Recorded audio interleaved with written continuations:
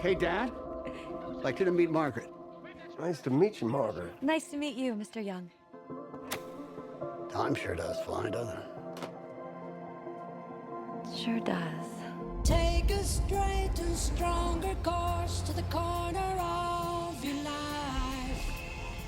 Make the White Queen run so fast.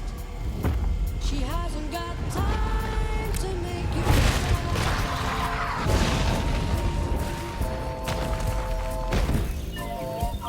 Cause it's time in time with your time, and this news is captured.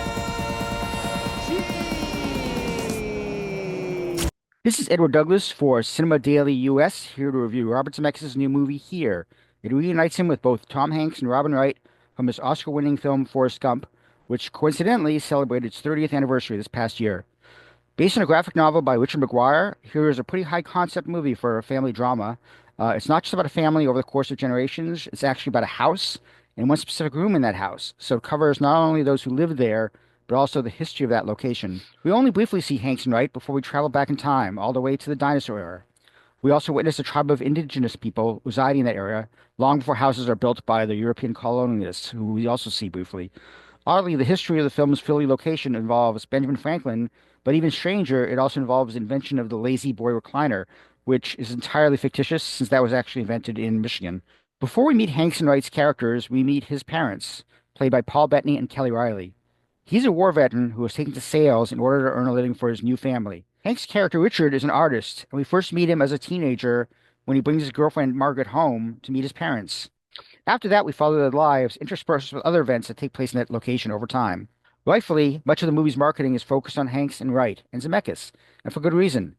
But I was just as impressed by Bettany and Riley's performances and what they bring to this family story being told. There's definitely some weirdness involved, like the first time we see Hanks and Wright as high school teenagers. I don't know if that was done using visual effects or makeup, but it's pretty off-putting for people when you first see it. When Zemeckis made Forrest Gump, he began experimenting with visual effects, putting Tom Hanks into all sorts of moments in history. Then he went off and started experimenting with performance capture and other uses for CG, some of which worked better than others. At some point, he ended up losing track of creating authentic human characters with real emotions. And that's something that Here brings back, despite all the trickery with split screens and blending past with the present. Some might be disappointed the movie ends in present day, so we don't get to see anything like the flying cars from Zemeckis' classic trilogy of Back to the Future.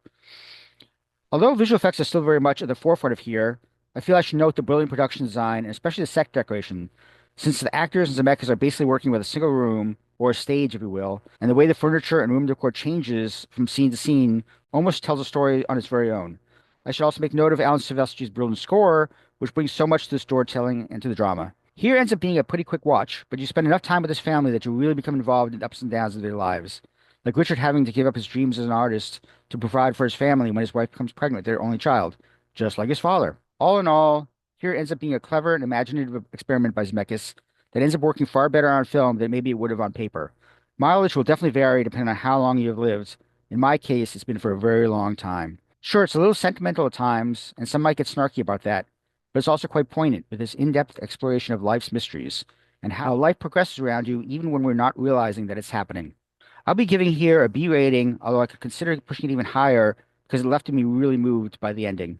Still, I think it was also a missed opportunity not to snag the more appropriate title, We Live in Time. Right here is where we want to be.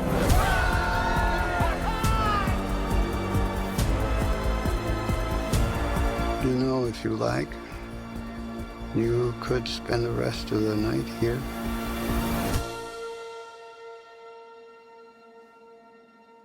I could spend the rest of my life here.